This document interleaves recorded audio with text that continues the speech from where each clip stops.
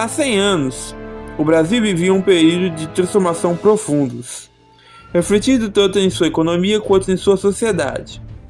O ano de 1824 foi um marco para a história do país, um momento de grandes tensões políticas, mas também efervescência cultural, mudança urbana.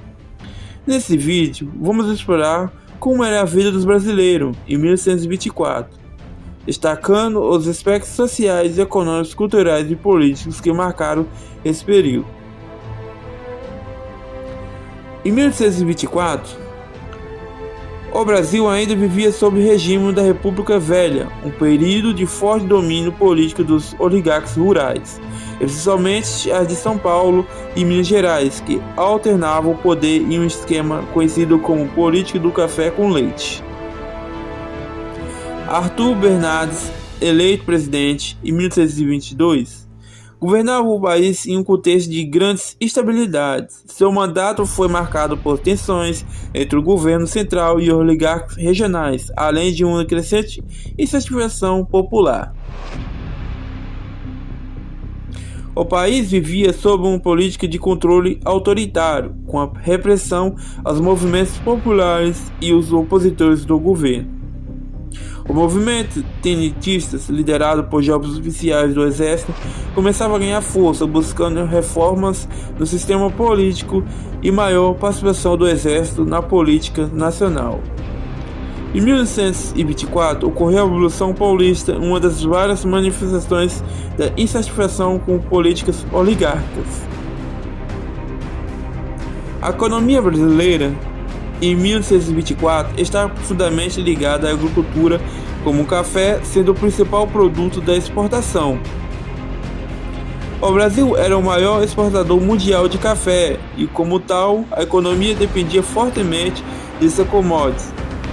No entanto, a crise da superprodução de café no início da década de 1920 começou a afetar o setor. O governo adotou políticas para conter a crise de café, como a valorização do produto, que consistia na compra do excedente de café para estabilizar o preço. Embora o café fosse a principal base econômica, o Brasil começava a passar por um processo de urbanização, especialmente nas grandes cidades como São Paulo e Rio de Janeiro. As fábricas começavam a crescer impulsionadas pela industrialização incipitante, e novos setores da economia como a mineração e a agricultura diversificando começavam a tomar forma.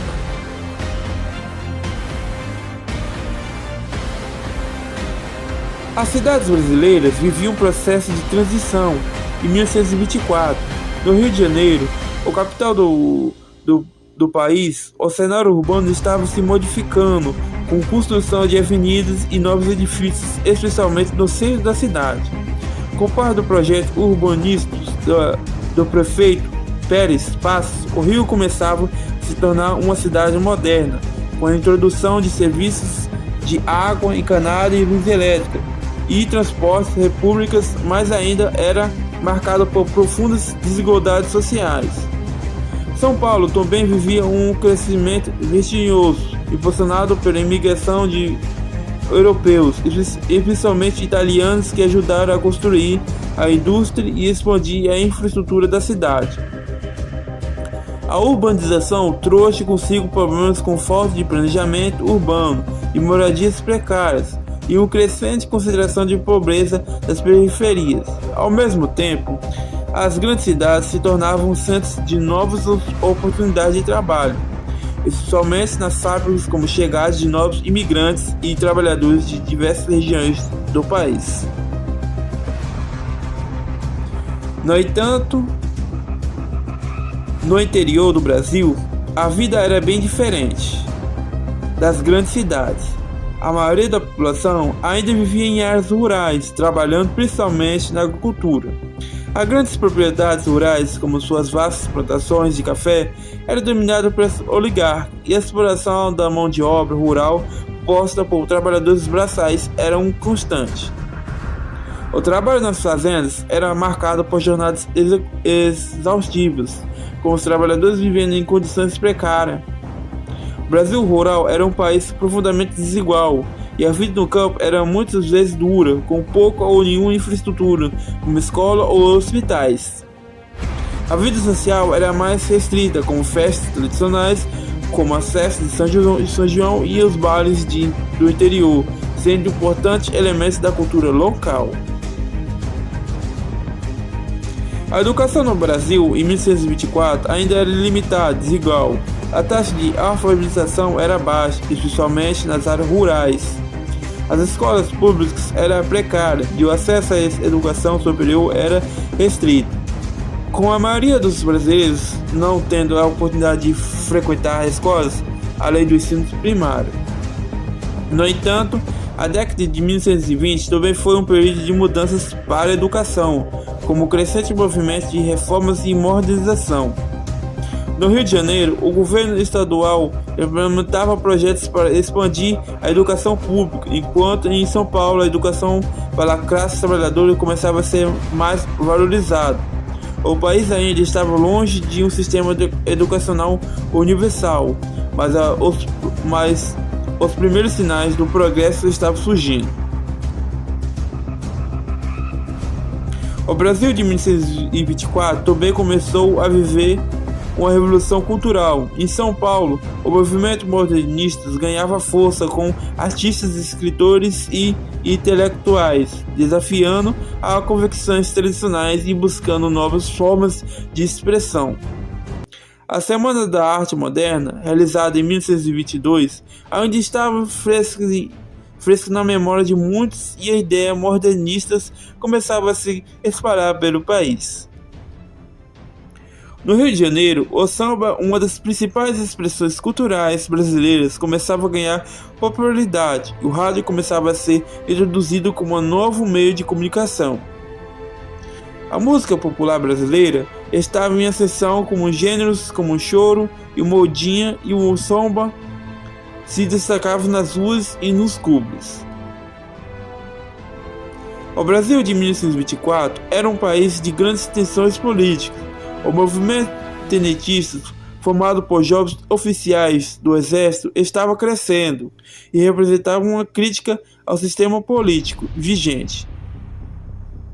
Em 1822, a revolta dos tenentes em São Paulo havia marcado o início de um movimento que buscava mudanças políticas e sociais. Em 1824, esse movimento ganhou novos contornos com a Revolução de 1824 em São Paulo, quando os tenentes, insatisfeitos com as políticas oligarcas e representações dos seus ideais, tomaram a cidade por vários dias. Essa revolta representa um desejo de transformação, mas também mostrava a fragilidade do sistema republicano e a insatisfação de grande parte da sociedade brasileira com falta de mudanças reais.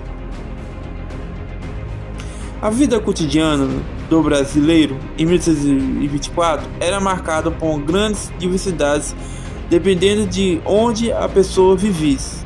Nas grandes cidades, o cotidiano começava a ser mais dinâmico, com uma urbanização trazendo novas formas de entretenimento e convicção social.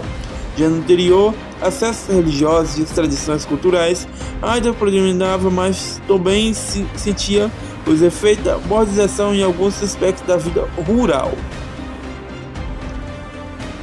Nas áreas urbanas, a classe média e a elite começavam a experimentar mais lazer, como o surgimento de cinema e popularização de novos estilos de vida. Acessos, bailes e atividades culturais se expandiram, mas ainda assim havia uma grande distância entre as classes sociais, com pobreza sendo uma realidade para a grande maioria da população.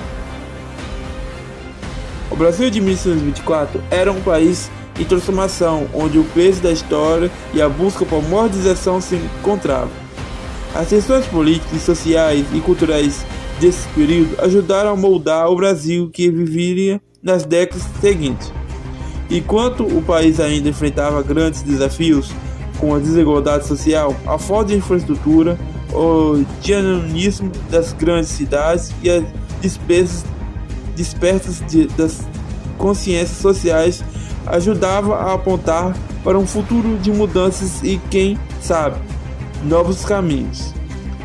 Hoje, ao olharmos para trás, podemos perceber o quanto o Brasil de 1624 foi um refém de um país que começava a se reinventar, enfrentando tanto seus problemas internos quanto as mudanças globais que estavam por vir. Obrigado por assistir esse vídeo, se inscreva no canal, ative o sininho de notificação e até o próximo vídeo. Tchau, tchau!